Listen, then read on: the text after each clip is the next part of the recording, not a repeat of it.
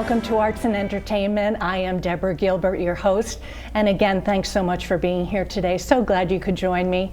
Well, again, I have a wonderful show for you today. I hope you enjoy it. We're going to highlight the Legacy Theater, which is based in Branford, Connecticut. And Keelee Baisden Knudsen, the artistic director, is my guest today. And Keelee, thanks so much for being here. So nice to have you. Thank you so much for having me. I'm delighted to be here. Well, I wanted to be able to let the viewer get to know you and the theater again. You were here in October of 2020. Here we are in December of 2021. A lot has happened. I'd like to let them know. But let's start with you. Why don't you take us back into your background? Tell us about yourself. Sure. So I grew up in San Antonio, Texas, and I ended up going to New York City for my undergrad. So I went to New York University's Tisch School of the Arts, and I got my BFA there, and then I headed to Scotland to the Royal Scottish Academy of Music and Drama for my master's degree in acting. And then I went on tour and did some things, and then I decided to settle in Connecticut, because when I lived in New York City, I kept kind of escaping the city to get someplace a little bit more like Texas, and more suburban, and I fell in love with it. And so I thought, gosh, if I could live anywhere in the world, I would want to live in Connecticut. So I settled here. I got a job teaching right away at Quinnipiac University, where I'm still teaching. I teach adjunct there once a week. And then I would just take performing jobs in New York and around in this area with the Elm Shakespeare Company or Cornerstone Productions, and began to raise my family here and grow roots. And then I decided that I wanted my own theater company, so I formed the Legacy Theater with my partner Stephanie Stiefel-Williams, and we incorporated as a nonprofit in 2011, and then we did a feasibility study to determine where on the shoreline it would be beneficial, if at all, to have another theater, another regional theater, because there's so many in the area that are so wonderful. And we found out that in Brantford, Guilford, or Madison, if it was 250 seats or less and had a teaching component to it, that it would be a hit, that people didn't want to cross that Q bridge for some reason, and, and something about the demographic in that particular area, and just the need for a facility. So we were on the prowl, kind of looking for where that location might be, and learned that the historic Stony Creek Puppet House was for sale. And that was just kismet. The theater was already named Legacy, and to learn of the rich history of that building was just so apropos. So we started fundraising to purchase that building, and succeeded in March of 2013. And then we began the long process of fundraising to restore the building, because of course it was in no shape to be able to have theater there. It had been condemned and whatnot, so it wasn't really a working building at the time. So we got Wyeth Architects on board, and ORNL as the builders, and Greg Weiss and Gardner were the historic architects, and set to work just fundraising all along the way. And finally, right about 2020, we were able to begin construction on the whole building. And of course, we have the pandemic, but because construction workers were essential workers, somehow that timeline worked out that we were able to build, and be ready to open at the beginning of this year. So we did it, and we opened, and we've run our first full season from April 23rd to yesterday, December 12th. And then we pick up again in the spring, and we just launched our new season on November 11th. We let the world know what it was, and now we just carry forward. But we've learned a lot this first year. We were very lucky recipients to the best live theater on the shoreline with the best of shoreline picks, which was such an honor for our first year out the gate, and it's been wonderful. Take us back to the beginning, though. Did you think that you were going to be an actor, an actress from the very beginning? Were you going to be a performer? Oh, sure. Yes. Yes, I think I came out of the womb singing and dancing. And so, I was in shows when I was 3 and 10, and it just all throughout, growing up, it was just, in my blood. And so yeah, I always knew I'd be a performer. And we just closed A Christmas Carol, and I was one of the performers in A Christmas Carol. And then the only other show of all of the 171 performances this year that we've done that I was acting on stage was in a new musical that I wrote called Joan Joyce. It was an adaptation from a book by Tony Renzoni about the softball pitcher and amazing athlete all around, Joan Joyce from Waterbury. And my co-author, Lauren Rosenay, and I created a musical with Brad Ross and some other composers. And so I played Joan Joyce, and she came up from Florida to see it. She's 81. She came up, she loved it, she cried, and we kept adding it because it became sellout after sellout after sellout. It was one of our only kind of sellout performances throughout the year, so it was a treat to play her. And we'll probably continue that tradition, not next year, but maybe the year after. Now, as artistic director, what does that mean to the viewer? What is that role that you play? I mean, is that a daily endeavor for you? Oh, yes. Yeah. I feel like it's a 26-hour-a-day endeavor. Because when you're running a nonprofit, it's not just that you're directing a show, which in and of itself, as you know, is a tremendous feat. But you're also fundraising constantly, and then who's going to put the toilet paper on the toilet paper? Like, there's all the huge gamut of responsibilities. And then on top of that, building a theater, all of the decisions that I had to make about, what the exact theater seats were, and, the stage curtain, and the septic tank. I mean, there are all kinds of things that they didn't necessarily teach me at NYU or Royal Scottish Academy of Music and Drama that I needed to kind of learn on the job and take on as this kind of leadership role. But the more traditional sense of artistic director is you pick your season, you can direct some of the shows or hire that out, but you're pretty much the reporter to your board of trustees, which oversees the nonprofit organization, and then under your umbrella you have your managing director and development director and the people that are kind of running the daily operations of the theater itself, and then all of the artistic responsibility. So your music director, your choreographer, your actors, your designers, your crew, all of that. So it's been a blast to employ all of these people during this very troubled time for theater, doing what they love to do and what they've been trained to do, but have been, had to put on hold. That's been a reward of this whole experience that I never could have foreseen, but I'm just so grateful for. As you have moved down the pathway of being a performer, when did it click that you wanted to be able to create your own theater itself, your own theater company? I think I attribute that mostly to Dr. Crystal Bryan. She was the head of the theater department at Quinnipiac University for many, many years. And she's the one who originally hired me fresh out of my master's degree program and gave me a job in Connecticut so I could come and move here. She offered me assistant director positions constantly as she was directing. She'd just have me be the AD, and that was unsolicited. I hadn't gone to her saying, I'd really like to direct.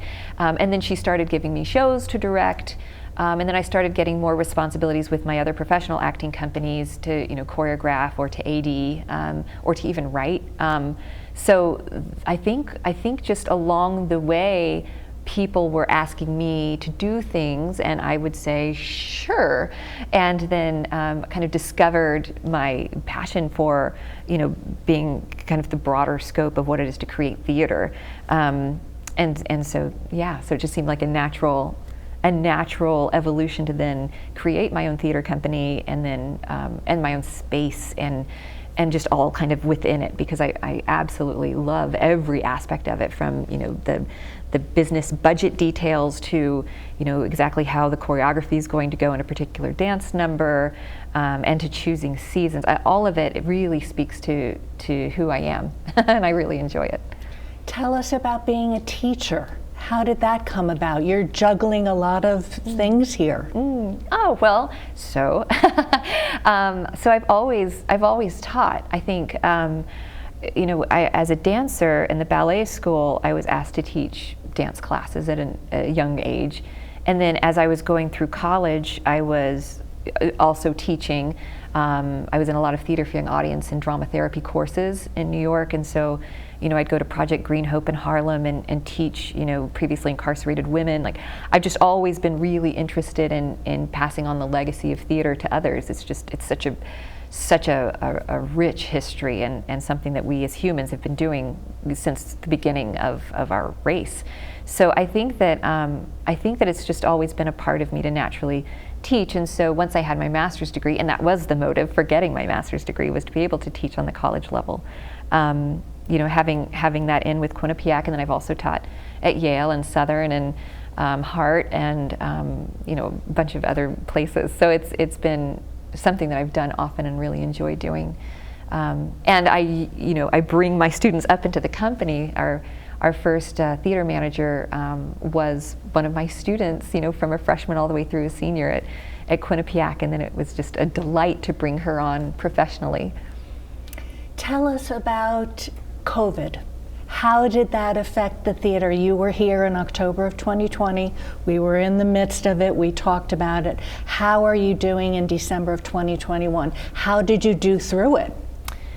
Well, it wasn't, necessarily something, as we all know, through this pandemic, that we could kind of say, oh, this is the business plan for how we're going to handle it, because it's just all unknown. So we just, the board and I just kind of decided that we would take it as it came, and we would, follow the CDC guidelines very closely. We had the equity restrictions were very severe, so we had to avoid equity usage for a good majority of the year until the summer. So there's just, everything just kind of bit by bit as it became an option to do. I'm such a yes person that I would just do it when it became a possibility. So, knowing that there weren't very many opportunities for actors to act and for artisans to create theater, I wanted to be able to provide that if it was allowable. And within certain guidelines, it was allowable. For instance, 20% capacity for the theater. Well, I'm going to budget a season, and I did for this entire season, where it's 20% capacity. So if I can create theater and 20% of our audience can come, this is our bottom line, this is the fundraising we'd need, etc. So I based the year as if that was our reality. So as restrictions began to be lifted in terms of capacity, and we were able to invite more people into the audience, it was only helpful, right? As opposed to how it may have been if we'd opened years earlier, where we had, this is our expectation, this is how many people we know come, this is how many buy subscriptions, and then had to go, whoa. I think it would have been a lot more difficult, as it's been for theaters.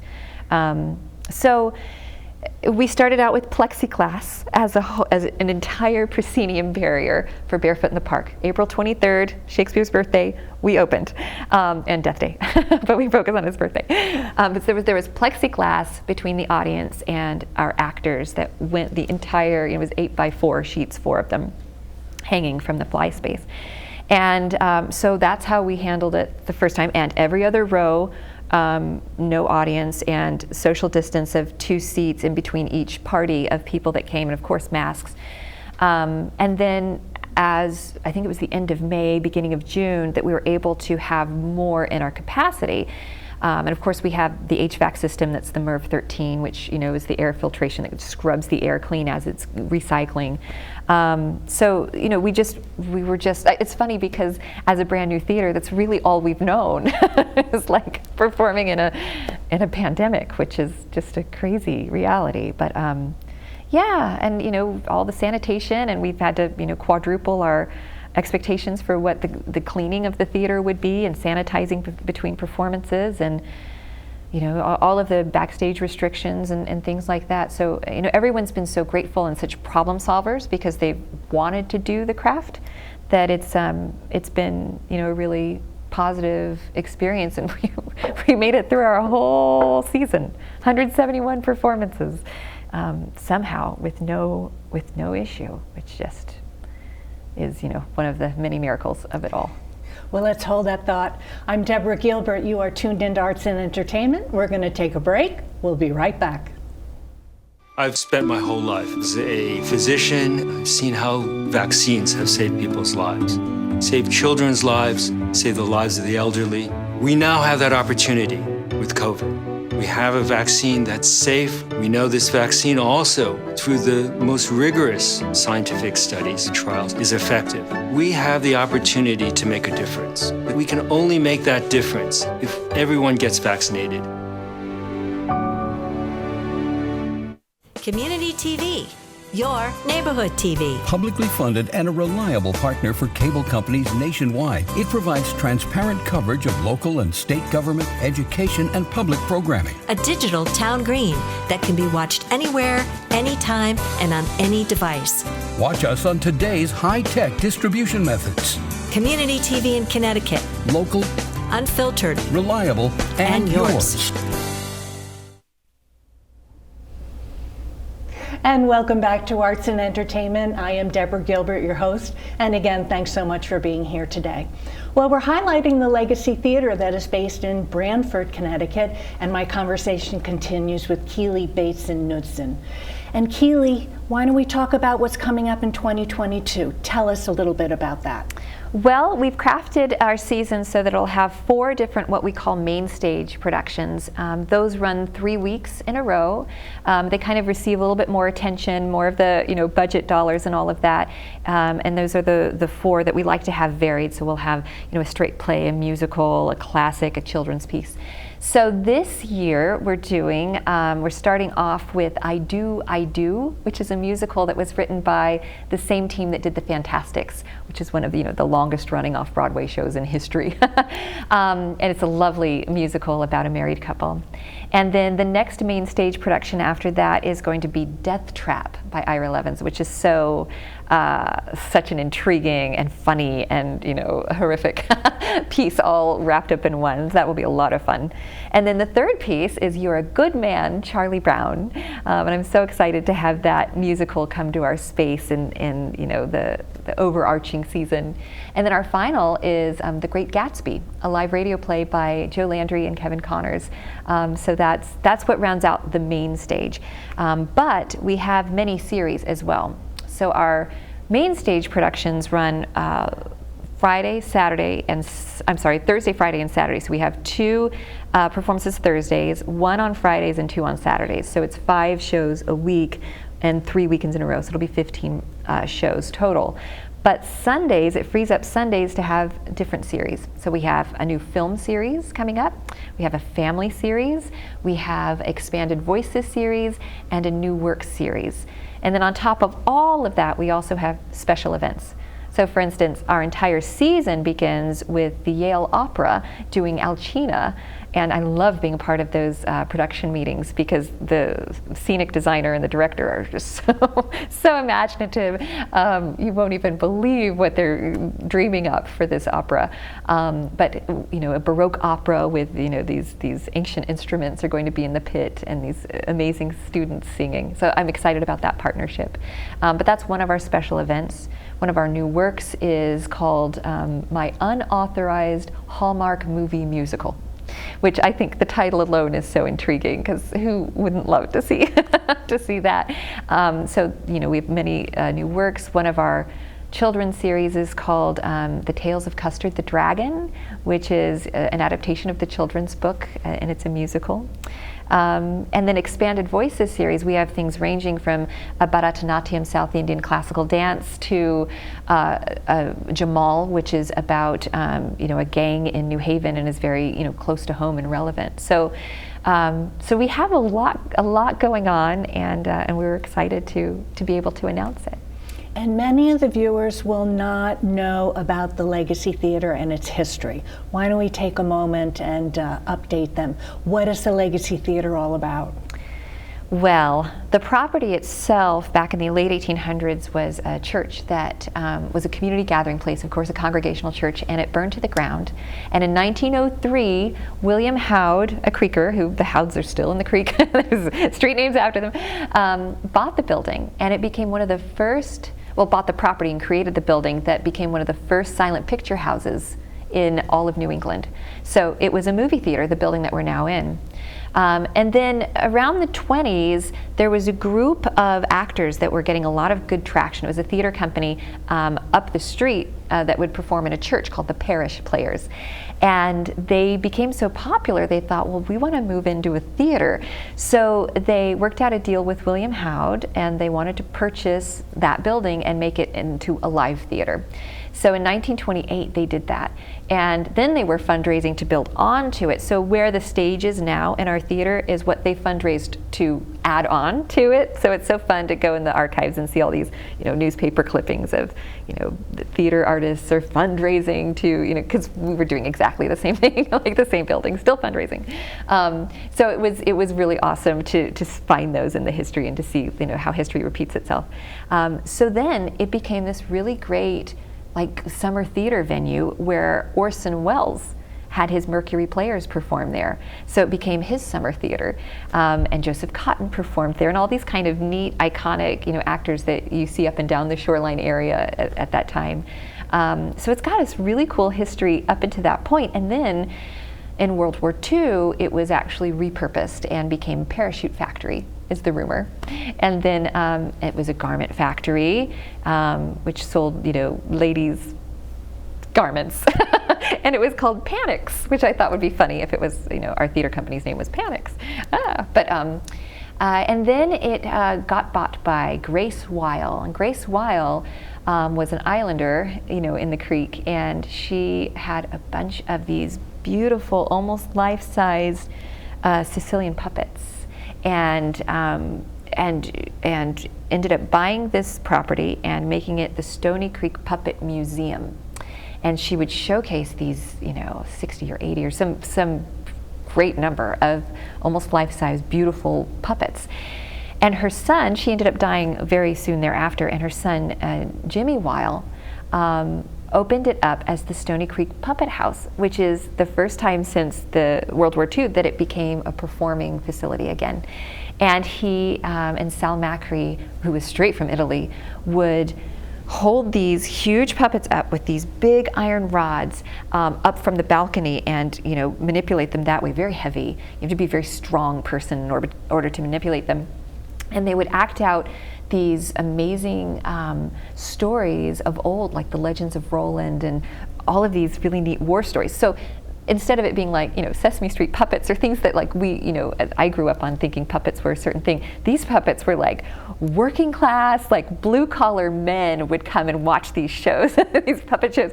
And one of my favorite stories is one of the swords of the puppet would swing around in some of the fights and hit the other puppet, and they would have placed an egg, a hollow egg with red dye in it underneath the armor vest, so that when the sword comes around and hits it, all of this red dye goes everywhere. This is very violent history, but anyhow, they did those puppet shows for several years, for many years, and then it needed to supplement the income and started having more a varied variety of rentals come in to perform, and so you had all kinds of different theatrical presentations and concerts and that sort of thing well into the 80s and early 90s. So it kind of went back to its performing, live performance traditions in the 60s, and then has continued ever since. Well, we are starting to run out of time, but I don't want to forget the website. What will the viewer find when they go there? Sure. The website address is www.legacytheatrect.org. So it's Legacy Theater, CT for Connecticut.org, and we adopt the RE spelling for theater. You'll find everything. During the pandemic, as we were building the building, we did a face-to-face series. So our entire web series you can find on there with, really amazing actors and theater makers are on there, and just an unbelievable number of people. So you can find that kind of programming. You can find what we're up to in 2022. You can find the history if you want to see pictures of the theater back in its heyday and with Orson Welles. You can find that. Any ways to volunteer, to audition. We put it all on there, so feel free to go and explore and enjoy. And my email address is on there too if anybody has particular questions or wants to get in touch. What about some closing thoughts for the viewers? They're getting to know you, they're getting to know the theater. Any closing thoughts for them? You know, this has been such a challenging year for everybody, and as people and as the viewers begin to feel more comfortable about kind of venturing out, I encourage you to, you know, come check out the building and see what it's like. It's a beautiful neighborhood, and every performer and every theater maker, every artist in general is so grateful for people to take interest in them. So thank you for just for allowing us to continue to create, and for considering being part of our audience. Well, thank you very much for being here today. It's been a pleasure. Thank you for having me. And so good to have you come back. Yeah, anytime. And then we'll have you come back in 2022 and give us an update. Thank you. My annual visit. Exactly, exactly. Well, I'm Deborah Gilbert. You have been tuned into Arts and Entertainment. Thank you so much for being here today. I hope you have a super day. I'll see you next time.